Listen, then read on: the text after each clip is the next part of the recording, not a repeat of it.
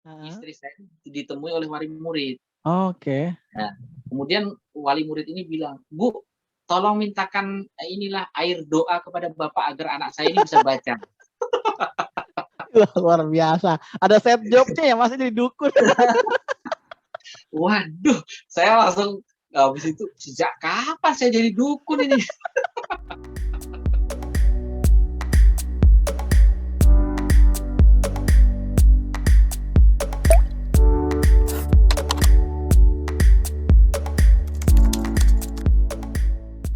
Mas Vidi adalah sebagai seorang guru fikih di Madrasah Ibtidaiyah Negeri yang setingkat dengan sekolah dasar, Ya, yang mana karakteristik siswa di Madrasah Ibtidaiyah Negeri ini kan adalah siswa yang usianya itu antara 7 sampai 12 tahun ya Mas Vidi ya. iya betul. Nah, bagi sebagian orang, profesi mengajar itu ada yang menganggap profesi yang cukup melelahkan karena mencari metodologi eh, penyampaian suatu pengetahuan dari seorang guru kepada muridnya.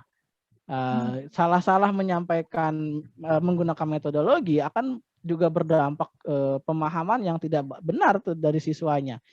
Nah, bagaimana seorang tunanetra Mas Vidi, seorang guru fikih dengan hambatan penglihatan bisa memilih metodologi yang tepat untuk bisa mengajar siswa-siswa madrasah ibtidaiyah yang ya notabene usia-usia di bawah 12 tahun ini kan usia-usia aktif ya. Iya, Usia-usia yang luar biasa aktif, yang tidak suka kalau anak-anak SMP, SMA kan sudah mulai bisa diajak duduk tenang begitu kan. betul, betul. Tidak tinggi mobilitasnya. Ini mungkin banyak smart teacher atau subscriber kita yang tidak terbayang gitu. Seorang guru dengan memiliki hambatan penglihatan bisa mengajar anak-anak setingkat madrasah ibtidaiyah. Nah gitu. Oh, tapi sebelum dijawab Mas Vidi, eh, Oke. kondisi ketunanetraannya ini seperti apa Mas Vidi? Mungkin bisa tergambarkan dulu Mas. Oke, kalau saya ini untuk saat ini hanya bisa mengidentifikasi cahaya ya. Oke, Cahaya, cahaya saja kemudian ya. ya, untuk bayangan-bayangan, orang ketika lewat kalau masih siang itu masih agak tahu. Jadi Oh, jadi, ya itu sempat saya manfaatkan juga ya untuk ketika oke. ada murid yang saya ada di dalamnya, ketika murid ini keluar itu masih ketangkep bayangannya gitu. Jadi saya Oh, tahu. tapi tidak mengenali wajahnya Mas ya? Enggak, kalau untuk wajah dan Oh, warna itu saya sudah tidak bisa sama sekali. oke. Jadi masih apakah bisa dikatakan kategori low vision Mas Vidi? Kalau bisa saya pikir enggak ya, karena Sudah hanya tidak seliwet ya. cahaya terus bayangan gitu, tapi nggak berbentuk bayangannya ya. Tapi saya tahu kan itu Oh, orang karena oke. dia sambil jalan kan pasti bersuara juga sedikit gitu kan, Ya, pasti ya, ya kita ya. tahu gitu bayangan itu oh ini orang. Oh, ya jadi sekedar informasi nih buat smart teachers bahwa tunanetra itu ada yang kondisi penglihatannya itu low vision blind dan juga ada yang totally blind. Nah, low Ya. vision blind itu dia masih mampu melihat objek dengan cukup jelas gitu ya. Hmm, Namun dengan dukungan cahaya yang juga sangat terang. Seperti itu. betul. Sehingga ketika sudah ada di area gelap, bahkan sudah masuk ke waktu-waktu yang sudah menjelang malam, tetap yang tergolong low vision blind ini juga akan mengalami kesulitan untuk melihat objek. Sedangkan ada juga karakter penglihatan tunanetra yang disebut totally blind. Nah, Hmm, ini sudah sama sekali tidak bisa melihat objek atau hanya bisa menangkap bayangan saja yang seperti Mas Vidi alami. Jadi ini menjadi satu informasi bahwasannya tidak semua tunanetra atau yang disebut dengan tunanetra itu tidak bisa melihat sama sekali begitu. Oke, kembali ke Mas Vidi. Nah, dengan kondisi penglihatan yang hanya bisa menangkap bayangan sedikit, cahaya, itu bagaimana cara Mas Vidi menguasai kelas dalam konteks bisa mengontrol kelas, kondusivitas kelas dan sebagainya Mas Vidi? Iya, yang pertama saya gambarkan dulu untuk kondisi kelas saya. Jadi kelas saya itu Pegang kelas berapa Mas Widi? Kenapa? Pegang kelas berapa? Gimana? Pegang kelas berapa sekarang? Saya dari kelas 1 sampai kelas 6. Total ya, semua tingkat ya? Ya, hampir semua. Nah, ya. Ini kan karakternya pasti beda-beda nih, dari kelas 1 sampai kelas 6. Iya, betul. Nah ini gimana nih? Yang pertama saya ingin cerita dulu ya. Baik. Di kelas itu untuk di tempat kami atau di tempat saya ini memang belum ada listrik ya untuk di kelasnya. Jadi pemanfaatan IT seperti Infocus dan lain sebagainya itu jelas tidak ada. Luar biasa saya ya tidak bisa tantangannya. memanfaatkan itu ya. Nah kemudian tinggal kreativitas kita gitu kan. Nah pertama kalinya saya mikirnya, bukan mikirnya, saya seolah-olah mungkin masih terbawa ketika saya mengajar SMP dulu ya. Karena dulu saya sempat mengajar SMP waktu honor di Bandung. SMP umum atau SMP? Iya, SMP umum. Oke. Nah, jadi ketika di sini saya terapkan seperti itu. Saya harapkan bisa menguasai materi, kemudian bisa menyimpulkan materi dan bisa saya tanya gitu kan. Tapi di hari-hari pertama saya mengajar itu saya agak shock berat ya. Iya, oke. Nah, karena kenapa? Yang pertama, komunikasi saya dengan siswa itu sangat susah karena saya waktu itu tidak menguasai bahasa daerah, sedangkan siswa saya tidak sangat jarang menguasai bahasa Indonesia. Itu yang pertama. Kemudian yang kedua, mereka ini kultur budayanya, karena di sini dulu di Aceh ini kan banyak terjadi konflik, kemudian ada juga bencana tsunami dan lain sebagainya. Jadi kultur yang terbangun di sini adalah masyarakat di sini masih agak tertinggal ya dengan masyarakat kota. Jadi ketika saya mengajar ternyata di kelas 1 sampai 6 itu pasti saya menemukan sekitar 40% siswa itu tidak bisa membaca. Oh, itu di seluruh tingkat? Tingkat, ya. Kita bisa menemukan di kelas 6, bisa kelas 5 juga ada, kelas 4 ada, kelas 3 ada, kelas 2, kelas 1 apalagi. Oke, iya. Nah, itu yang kedua yang saya. Dan yang ketiga, ternyata kita di sini harus menekankan terlebih dahulu, kita harus mengutamakan adab dulu daripada saintifiknya, karena di sini kulturnya beda ya. Kita berhadapan dengan kultur anak-anak dari pesisir, kemudian mereka mungkin kultur budayanya juga harus kita arahkan seperti gaya berbicaranya, kemudian juga sopan santunnya dan lain sebagainya, itu memang harus masih kita tata gitu kan. Jadi akhirnya saya itu mengajar tidak mengutamakan lagi ke materi karena sangat jauh, karena di sini masih belum bisa, banyak yang belum. Kemudian tadi seperti kulturnya juga berbeda dan komunikasi juga berbeda. Akhirnya saya hanya mengutamakan tiap kali belajar itu, terutama yang paling ini.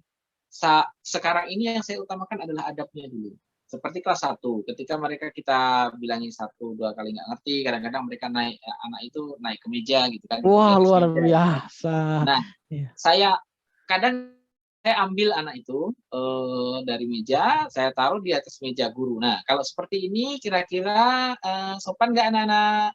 Saya coba. Saya tidak mengutamakan materi untuk sementara ini. Karena saya baca pun ternyata di KI dan KD kita ya, di KI dan KD kita itu kan untuk anak kelas 1, kelas 2, kelas 3, tidak bisa kita samakan dengan anak SMP. Mereka masih KI KD-nya fokusnya masih mereka belum bisa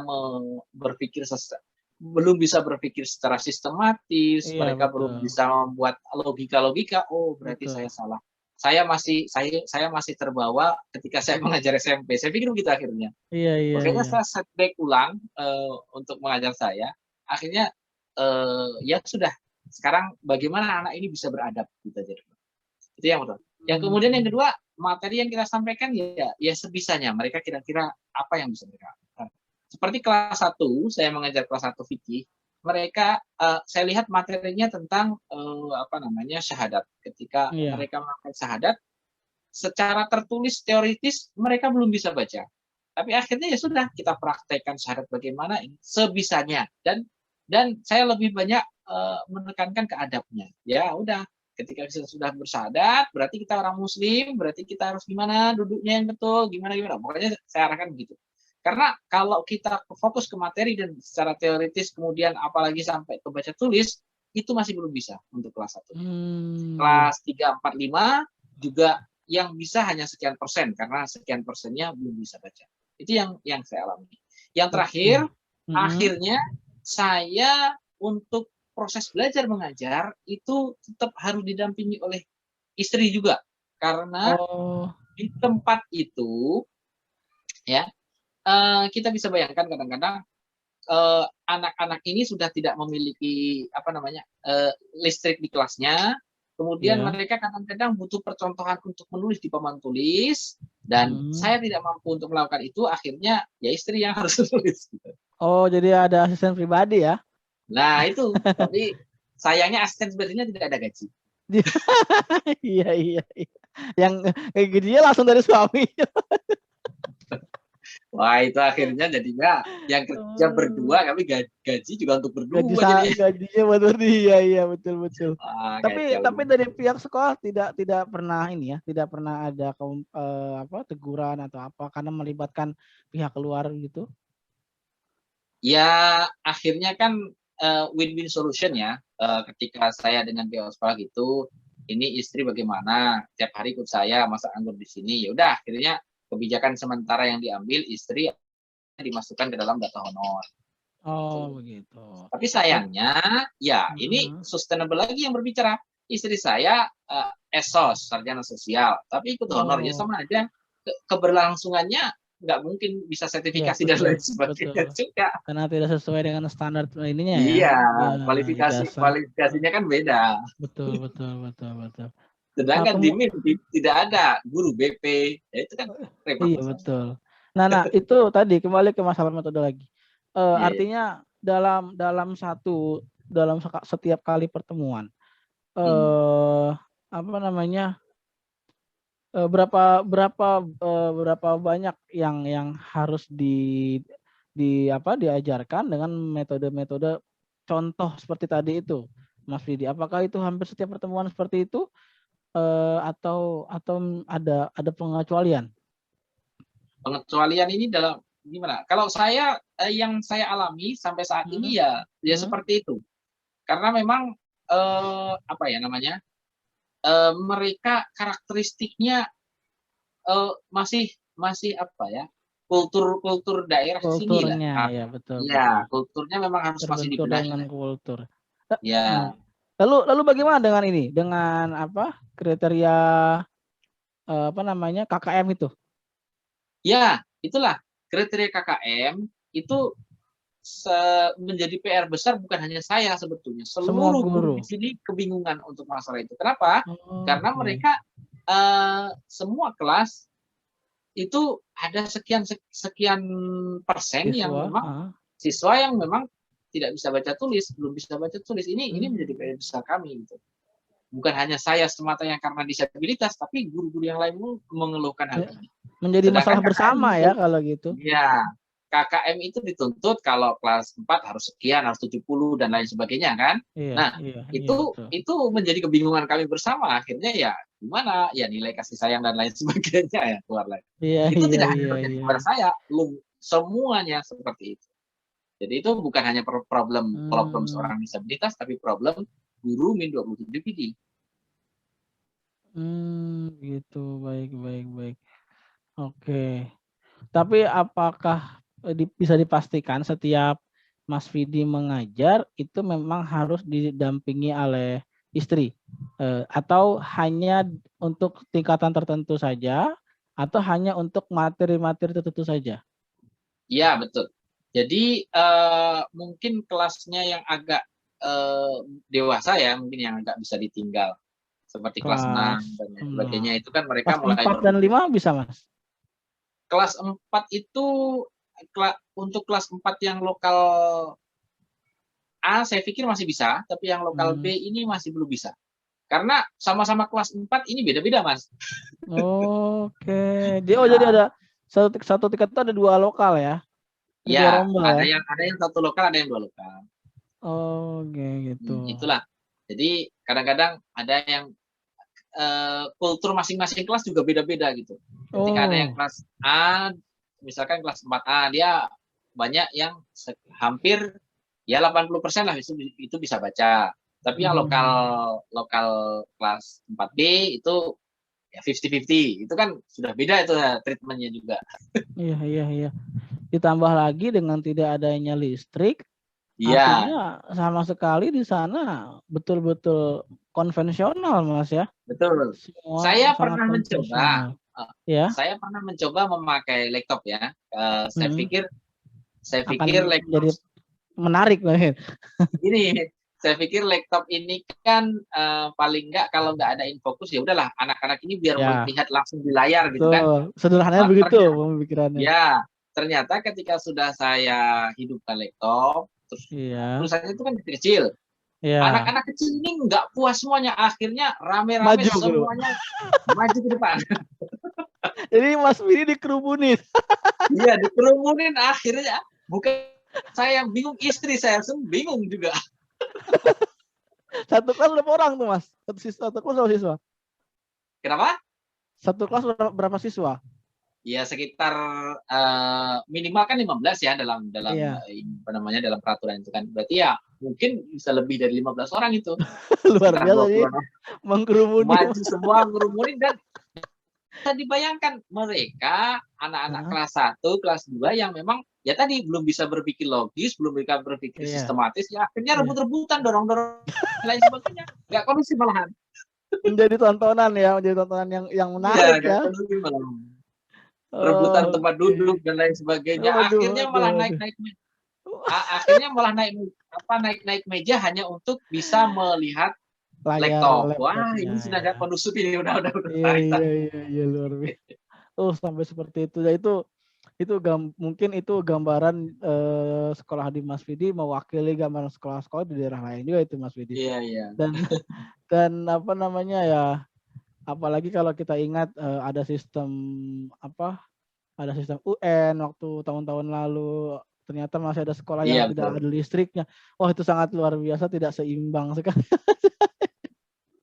Makanya di sinilah kebingungan kami ketika seperti kemarin ya, waktu COVID ini ya, itu pemerintah sudah akan menganjurkan daring. Ya bagaimana mau daring, keadaannya seperti ini, terus kemudian sarananya nggak ada, terus kemudian anak-anak juga belum tentu punya HP gitu kan. Nah, jadi itu menjadi masalah. Iya betul. Nggak usah bicara daring melalui handphone atau Zoom ya. Di sekolahnya aja belum ada listrik, luar biasa. Iya, itulah dia. Oke. Tapi memang hanya sekolah itu saja yang tidak ada listrik atau emang warga sekitar pun juga tidak ada listrik, Mas? Sebetulnya ada listrik, tapi sayangnya belum terparalel sampai ke kelas. Jadi kalau listrik di sini ada. Tapi di ruang guru aja kali ya? Iya, hanya di ruang guru saja. Ini yang sebetulnya saya kan dari awal sudah istilah orang Jawa itu matur lah ya ke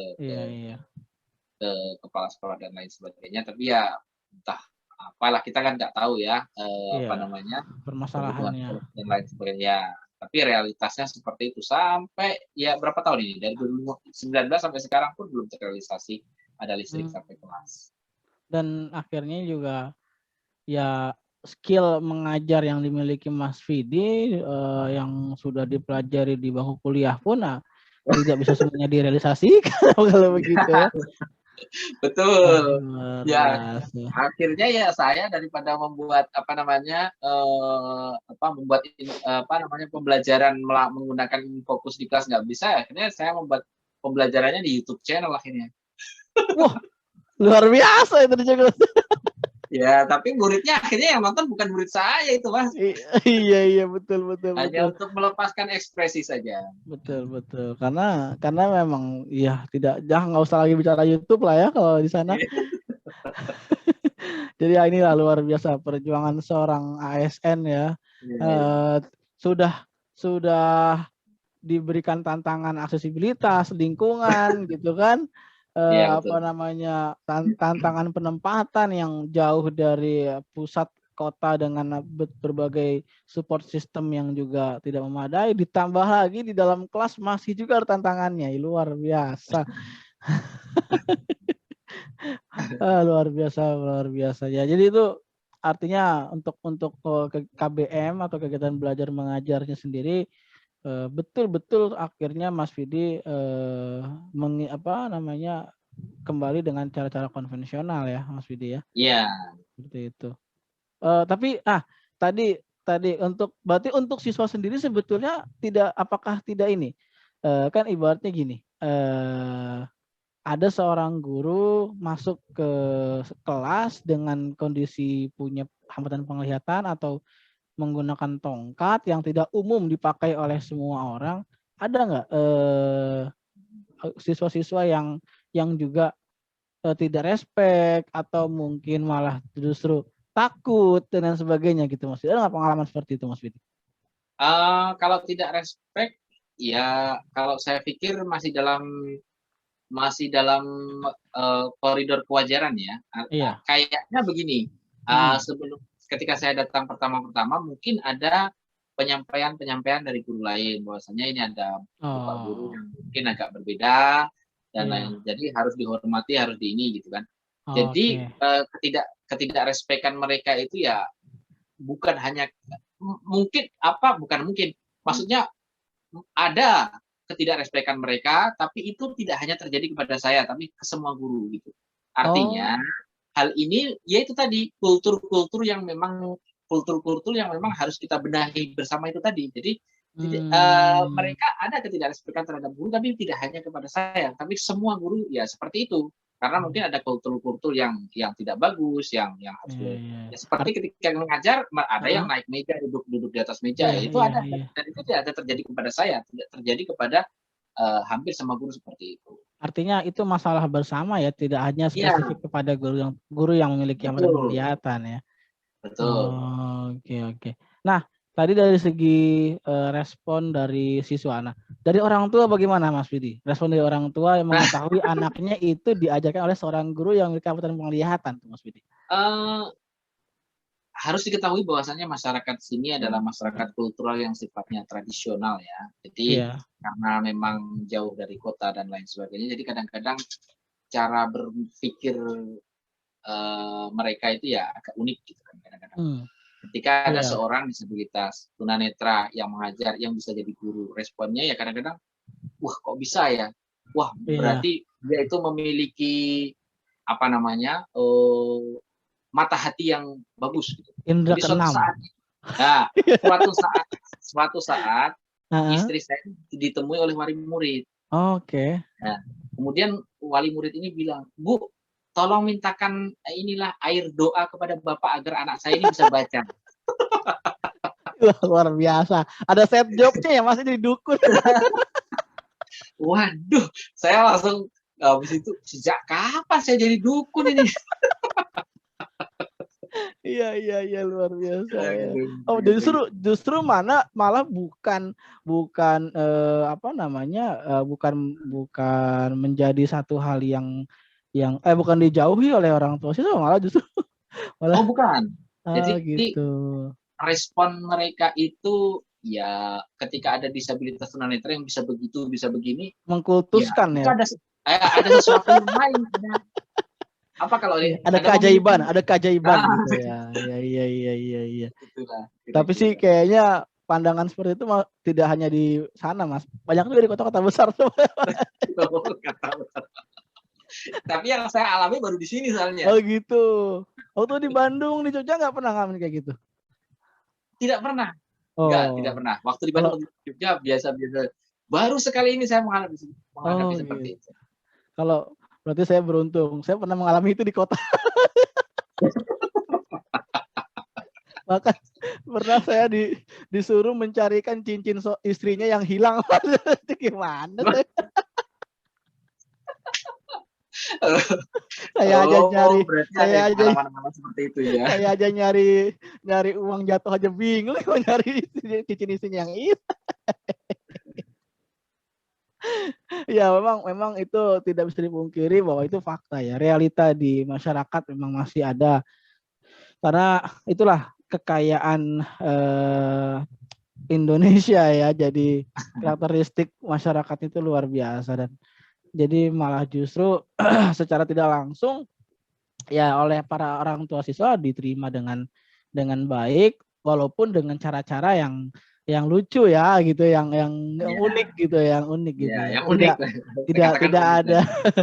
tidak ada penolakan, tidak ada diskriminasi gitu ya. Maksudnya secara perlakuan sosial. Ya. Begitu sekarang dari para guru, Mas. Para guru dan atasan langsung kepala sekolah. Itu bagaimana, Mas? Apa namanya? Hubungan pergaulan kerjanya di sana dengan Mas Vidi. Ya, kurang lebih hampir sama ya, hampir Bersama sama, ya. tapi tidak terlalu parah kayak wali murid mungkin ya. Iya, iya. Jadi ketika saya kemarin itu ketika mendapat apa namanya pelatihan ada pelatihan kurikulum kemarin kan, Mm-hmm. itu dari pengawas. Kemudian pengawas ini menjelaskan macam-macam kurikulum, kemudian langkah-langkah membuat RPP dan lain sebagainya. Gitu kan. Kemudian setelah itu ada suruh presentasi satu persatu. Kebetulan saya disuruh untuk presentasi. Oke. Nah, namanya kita kan sudah nggak bisa melihat. Iya. Kemudian kita kebetulan nggak membawa laptop untuk mencatat kan. Oh Ya, iya. makanya saya berusaha sebaik mungkin untuk mengingat apa yang disampaikan oleh ibu itu. Kemudian Oke. ketika saya maju presentasi, saya menyampaikan apa ingatan-ingatan yang saya ingat tadi. Begitu di Uh-huh. sana komennya, waduh, bapak ini tunanetra tapi hatinya terang ya. Waduh. Apa namanya? Iya, iya. Dia bisa mengingat tanpa melihat. Wah, kayak Ada listriknya, Mas, di hati. nah, itu komennya lucu-lucu. Wah, itulah Bu. Oke, oke, oke. Itu kalau tunanetra seperti itu, orang Iya. orang orang nggak bisa melihat seperti itu. Hatinya itu terang, terangi cahaya. Luar biasa. Ya padahal itu kan kita wajar ya, Iya, namanya kita itu sesuatu kan yang ya betul. kita itu Hal yang kehilangan indera biasa. yang lain, kemudian kita tidak membawa alat sebagainya, kita memanfaatkan indera yang lain kan Iya, begitu ya. padahal itu kepepet ya, Mas ya. Ya, itu kepepet. Yang lain, ibu-ibu yang lain itu bisa mencatat menggunakan ballpoint, saya nggak punya apa-apa ya, saya Iya, ingat. betul, Dan betul, betul. itu pun mengingatnya juga nanti nggak tiba-tiba langsung ingat semua gitu kan. Tapi yang terlihat, oh, Iya, iya, keajaiban, iya. oh, ini memiliki indera keenam dan lain sebagainya. Itulah yang Iya, terjadi. iya, iya, iya. Tapi selama Mas Vidi bertugas di sana tidak pernah ada perlakuan diskriminatif ya dari sesama rekan guru atau kepala sekolah atau pengawas sekolah juga, Mas Vidi? Um, saya bingung ya, untuk diskriminasi itu sebetulnya gini, mereka ketika misalkan ini, misalkan sebetulnya kayak kemarin saya itu ketika memimpin upacara, gitu kan, upacara, ya kan, itu saya ingin tampil seperfect mungkin, tapi kadang-kadang guru ada yang bilang begini, nggak usah lah, nggak usah maju aja di situ aja dan lain sebagainya. Tapi saya paham betul itu bukan larangan, itu bukan wujud diskriminasi, tapi hanya wujud apa kasihan. Yang saya Memaklumi. pahami kasihan gitu. Nggak usah lah, ini kasihan pasti. Kemakluman Tapi ya. ya kemakluman, tapi mungkin tidak apa secara terang-terangan menyebut kasihan, enggak juga lah, kan nggak mungkin, kan nggak mungkin, malu kan. Tapi itulah, itu saya nggak tahu apakah itu bisa dikatakan diskriminasi atau enggak, tapi kejadian-kejadian semacam itu banyak. Kadang-kadang ya seperti nggak usah dialah, ini apa namanya, yang lain saja nggak usah. Tapi saya tahu kelanjutannya ya pasti kasihan, pasti gitu sebetulnya. Iya. Betul. Artinya cara pandang stigma kasihani itu pun sebetulnya belum bisa lepas sepenuhnya dari sekelompok masyarakat yang juga sebagai seorang guru, Mas. Seperti itu ya, dan itu luar biasa. Itu perjuangan sih untuk bisa mengikis stigma itu ya. Intinya anggaplah kami sederajat lah dengan kalian gitu ya. Betul. Iya, luar biasa Mas Vidi, luar biasa dan, ini menjadi satu cerita true story yang luar biasa ini Mas Vidi. Dari mulai proses, Mas Vidi mencari jati diri ya kan, Iya, kemudian akhirnya bisa menjadi seorang guru, kemudian juga mendapatkan penempatan yang luar biasa juga di lokasinya, belum lagi, ternyata kondisi sekolah, kondisi kultur dari siswanya, orang tua, muridnya, dan juga para guru ini luar biasa Mas Vidi. Mungkin, ini akan bisa menjadi satu inspirasi yang sangat, berguna, bahkan bahkan ini menjadi motivasi bahwa ya, siapapun orangnya dia harus harus siap, ada di manapun ya Mas Vidi ya. iya, iya. Ada ini enggak, ada apa namanya, pesan atau, ya harapan dari Mas Vidi, untuk semua pihak lah, apa yang bisa Mas Vidi sampaikan poin pentingnya dari diskusi kita Mas Vidi? Iya, yang pertama yang ingin saya sampaikan untuk pihak dari pemerintah sendiri, yang pertama saya sangat apresiasi kepada, pemerintah yang sudah melahirkan undang-undang untuk kita bersama. Apapun itu, eee, undang-undang tersebut sangat bermanfaat. Artinya kita Iya, sudah memiliki payung hukum, di mana ketika kita mengalami sebuah diskriminasi, kita bisa berargumentasi, kita bisa bisa menyampaikan bahwasanya ada payung hukumnya kok, dan pemerintah atau negara sudah mengakui itu. Nah, itu yang pertama, sangat apresiasi sekali kepada pemerintah yang sudah membuat undang-undang untuk kita bersama. Nah, kemudian yang berikutnya, eee, tentunya tidak hanya sebatas, melahirkan undang-undang, tapi tolong undang-undang ini juga dikawal gitu. Artinya untuk masalah implementasi yang masih kurang di sana sini, kita maklum, tapi coba, mulai dari sekarang mungkin pihak pemerintah bisa mulai, memfollow up-i daripada implementasi-implementasi dari undang-undang tersebut. iya, Jangan iya, iya, heeh, heeh. sifatnya hanya kasuistik gitu kan. Mungkin kita bisa pernah mendengar ya kasus, dokter disabilitas yang dulunya, menjadi PNS kemudian sempat digugurkan itu ya, Oh iya, yang ada, di sempat Padang itu ya. digugurkan. Iya, Iya. betul, betul. Nah, ketika dia lapor ke pusat kemudian ini baru baru ada tindak lanjutnya, baru gubernurnya memindahkan dia ke tempat yang aksesibel gitu kan. Nah, ini kan, Iya, implemented tapi ya kasuistik seperti itu gitu kan. betul.